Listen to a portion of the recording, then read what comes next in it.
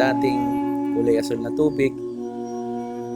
Pag gutom sila, pupunta lang sila sa Manila Bay, manguhuli sila ng mga isda, at may kakainin na sila.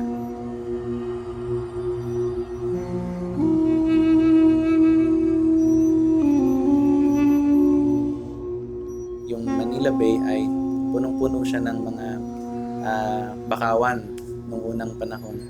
Kaya yung Manila Bay din ay nakatulong para sagkain yung mga malaking alon.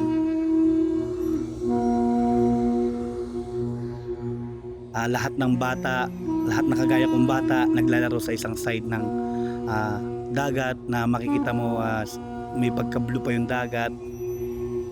Meron pa siyang mga magandang tanawin, simoy ng hangin, masarap lang hapin. Then parang mandidiri ka na lang tumapak. Parang baka masugatan ka kasi may mga bote-boting makita mong basag. Nasa na yung place na masayang paglaruan. Kasi ngayon, pag pupunta ko ron, wala na eh.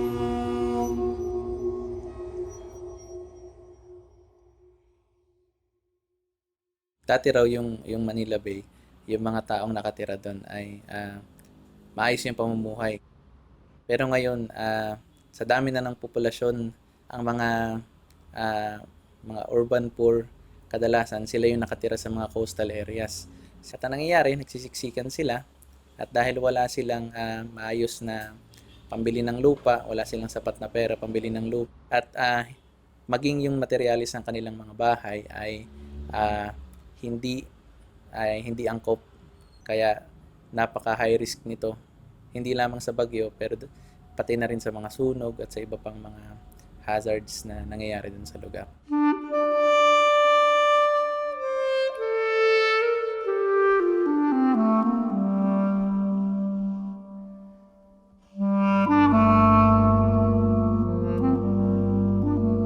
Ang Manlabon, Navotas, Tuliahan, Tinajeros River Basin ay naka-classify na siya bilang isang patay na ilog. Hindi na siya kayang mag-sustain ng buhay at nakaka-apekto to doon sa klase ng pamumuhay ng mga mayang isda na nakatira doon sa tabing dagat at kahit doon sa tabing ilog na kinakailangan pa nilang lumayo sa malayong lugar para lang makapanghuli ng isda. Dahil dito, bumababa yung kanilang kita at mas lumalaki yung kanilang gastos.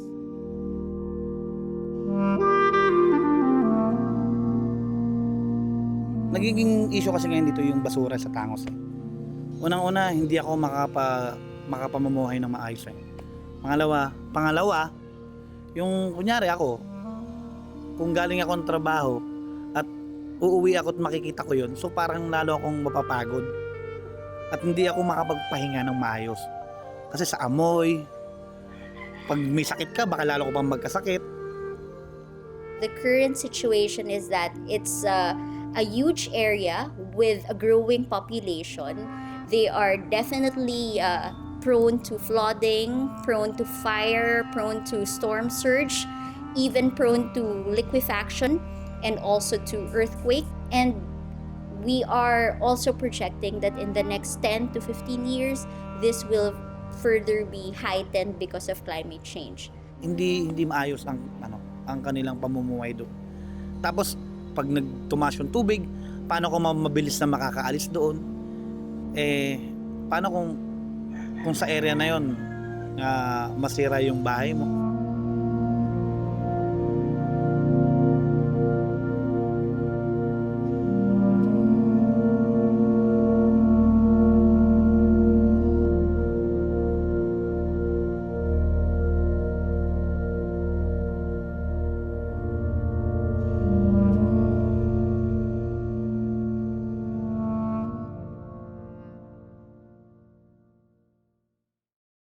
Resilience building is actually a long process, and seeing the impact at the community level is not that easy.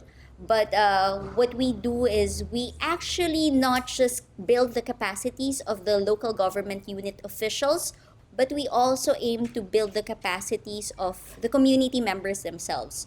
Kung hindi ko nga alam kung paano siya paghahandaan, hindi ko alam kung paano ba gagawin pag nandiyan na siya.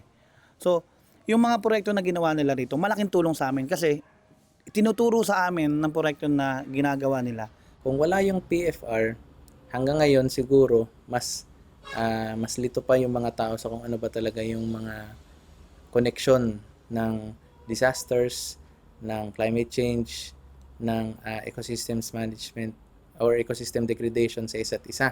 So, by building their capacities, they are now more informed about disaster risks, they are now more informed about climate change, and they will tell you that it was their first training about ecosystem degradation. Yung Partners for Resilience, dahil nandyan siya, binigyan niya ng oportunidad yung mga tao na mapag-usapan yung kanilang kalikasan, yung kanilang kapaligiran, yung kanilang sitwasyon, kanilang mga vulnerabilidad at kapasidad. At mula dito, mas nakabuo sila ng mindset, mas nakabuo sila ng kanilang mga pagtingin dun sa sitwasyon.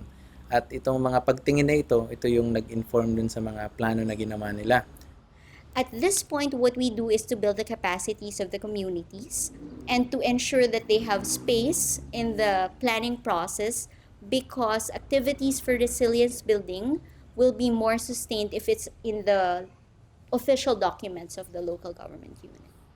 The good thing about the non-governmental organizations is that they can call the people. They can easily listen to the people. Us alone, it would be difficult.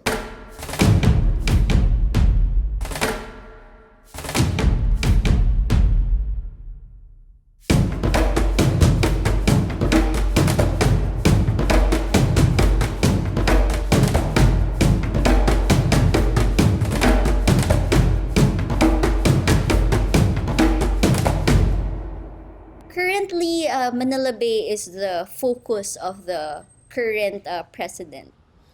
We need to clean Manila Bay. We need to address what the problems that we have now. We have garbage in our coastline. We have garbage in our riverways. We need to clean the area. Stop polluting, we clean. And all projects must be able to ensure that we will be able to maintain a clean environment that will support a clean Manila Bay. So they have 3 years to clean up, to rehabilitate Manila Bay, and the main aim is for Manila Bay after 3 years or so to be swimmable.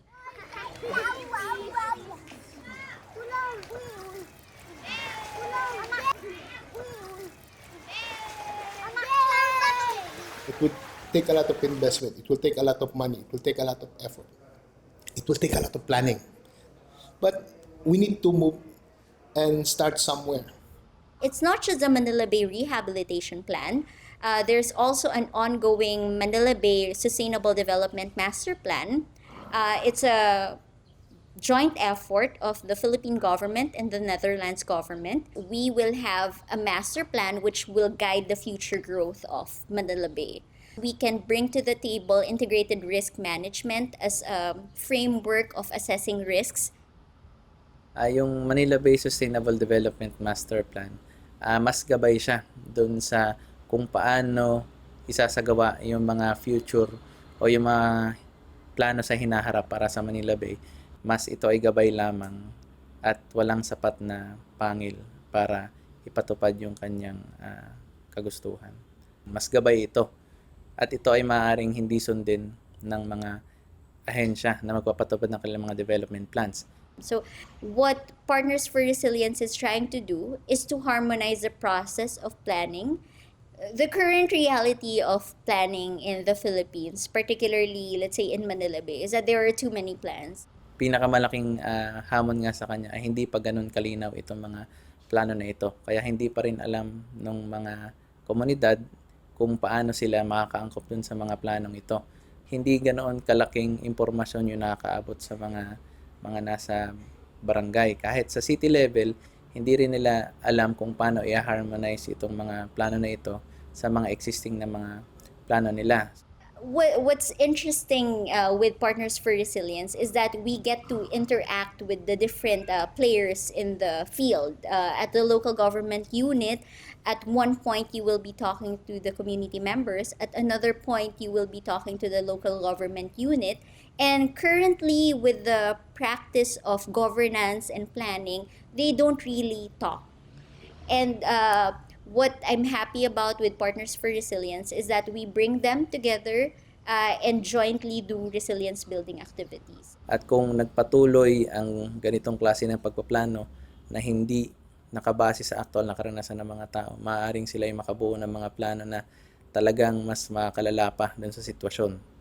Pero sa pamamagitan ng Partners for Resilience, unti-unting naipalabas yung mga mensahe mula sa mga lokal na komunidad. At yung mga impormasyon naman na galing sa mga tao ay mas nakakaabot sa mga decision makers at sa mga policy makers. In the next coming months, what we want to influence is for the master plan to carry the voice of the most vulnerable. So what we do is we will align the development plans that the local government units we partner with, Malabuan, Caloocan, and Navotas, and align it with the master plan, because that's what planning should be about. A bigger plan should carry the mandates of the local plans. It's a bottom-up approach.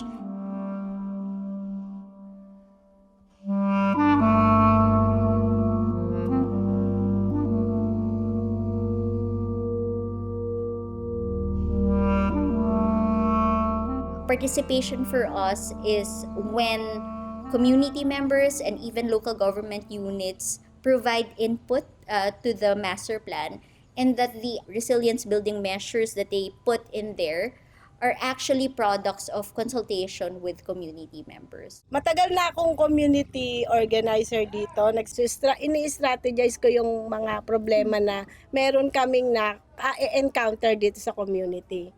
Para lang ayusin kung ano man yung dapat ayusin na alam mong maikagaganda ng community. We need to make sure that community leaders are involved. Then from there, we can come up with something that is acceptable, something that is measurable, something that is smart, that can be implemented, and we'll see how far we will go. Without PFR, many of the small but mostly vulnerable communities will not have an idea that there is an ongoing planning process. And without PFR, they will not have a chance to show their concern, to share their grievances, or actually to share their aspirations of what they want the Manila Bay to be in the next years. What we're promising is that they will have a voice in this planning process. So they should be heard. We should not implement projects that they do not understand and appreciate. If they are part of the program in the planning of how things will be done, they would most definitely be involved. If they own it, they will be part of it.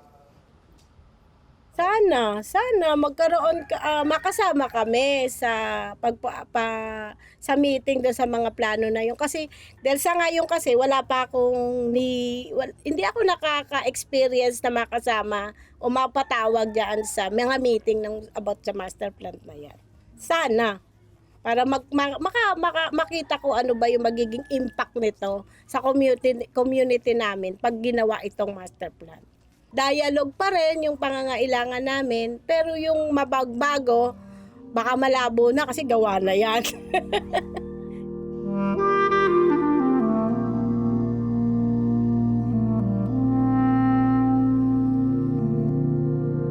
Manila Bay has a record of about 233,000 informal settler families. And the Manila Bay Rehabilitation Plan of the Philippine government allotted a number about 35 billion pesos in order to relocate the informal settler families away from the riverbanks, away from Manila Bay, to hopefully safer areas with access to basic social services. Most of the people who are readily affected by calamities and natural disasters are usually the informal settlers, because of the type of home they are living in, which are usually made of light materials, which are prone to the hazards that are present in the city. Namin, dahil nga tama naman talaga na rehabilitate ang ating Manila Bay, yung paraan kung paano siya gagawin ang hindi pa ganoon kalinaw. Lalo karamihan kasi ng mga nakatira sa Navotas ay mga mangingisda, at nag-aalala sila dun sa kanilang lilipatang lugar kasi ayon dun sa balita nila, sila ay malilipat sa mga lugar na malayo naman sa mga katubigan. So, walang mga malapit na pangisdaan. Para sa kanila ay masyado na silang matanda para mag-aral ng panibagong klase ng kabuhayan. Magiging napakalaki ng vulnerabilidad na itataas ng mga pamilyang ito. At ito yung sinusubukan namin na maiwasan para ipaalam dito sa mga policymakers na ito na mula sa datos na makukuha namin sa kanila kung gaano kalaki yung magiging epekto sa mga buhay nila. What we kept on saying is that this process should not just be done by the government agencies, but it should be done in consultation with the communities that will be definitely affected by the rehabilitation plan as well as the master plan. Kuna sa TV. So magiging yung master plan na yan, nakikita rin namin isa sa magiging problema ng mangingisda at ng mga naninirahan sa baybayin ng Nabotas area. Kasi saan na naman to itatapon ng gobyerno ng Nabotas kung matutuloy ito. So magiging problema yan. Mawawala na talaga yung ng pangisdaan. Siyempre sa akin okay naman kasi mapapaganda yung seaside natin. Yung mga yung tinatanggal yung mga structure doon sa malapit sa dagat. Kaya lang meron akong nararamdaman na para iniisip ko rin yung para sa mga kababayan ko eh. Kasi pag inalis natin sila kasi madalas ang nakatira diyan mga squatter area. Sana kung kaya natin silang palisin, kaya rin natin silang tulungan para may puntahan sila. Hindi na lang basta-basta na lang tanggalin sila doon na parang wala na, bahala na kayo dyan. Paano na lang? Dito sa mga naninirahan dito, parang wala silang malinaw na alam doon sa master plan. Yun yung kaya wala pang issue na lumalabas kung yung reaction nila rito. Pero pag nakita na nila na umpisahan, makikita na mararamdaman na yung problema. Sa ngayon kasi, hindi pa nila nakikita eh. There's a relocation program being undertaken by the city. These are housing facilities facilitated through the National Housing Authority. They are supposed to pay a very little amount per month for the sustenance of the facility. It's about 300 pesos, which is $5 or $6 a month. That's just how much they're there to pay, which is easy to pay for our residents. May ako kasi mas pinili ko ang Pantibulacan. Ngayon kasi wala pa, sabi ng NHA. So nag-aantay pa ako, siguro mga after 3 years. Okay na yun. Marami pa akong magagawa sa community. Miss din, kasi dito na ako nagkaanak. Dito na ako, marami na akong ginawa ditong project. Huwag nang masyadong sentimental ngayon. Kasi ang tinitingnan ko yung pagdating ng panahon, meron akong iiwanan sa anak ko. Kaysa dyan, it will take a long time before everybody can be accommodated. But we are controlling the process to make sure that everybody is programmed and maybe already relocated to more safe and more permanent social housing facilities. sa pagkakaroon ng pabahay dito sa aming lugar, yung challenges niyan is parang naging magulo. Parang nagkaroon ng riot between the housing area and the Bicol area boys. Yun yung mga challenge. Na challenge din para sa barangay. Dahil permi silang may problema sa mga bata. Dahil iba't ibang lugar yung nilipat dyan. Hindi namin kilala lahat yung mga nakatira dyan. The problem, however, is that there's no open space. Our option is to come up with in-housing where we construct big buildings that can accommodate several hundred families. Or we go to out city where the people who are transferred there can own the houses that are given to them. But they're all actually very excited to be part of the relocation program.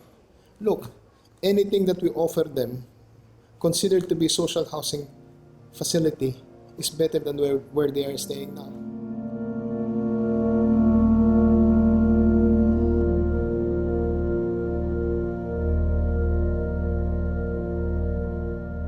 pakialam namin na sa lokal at pambansang antas may mga plano sa Manila Bay na maaaring maapektuhan sila na hindi pa ganun kalinaw.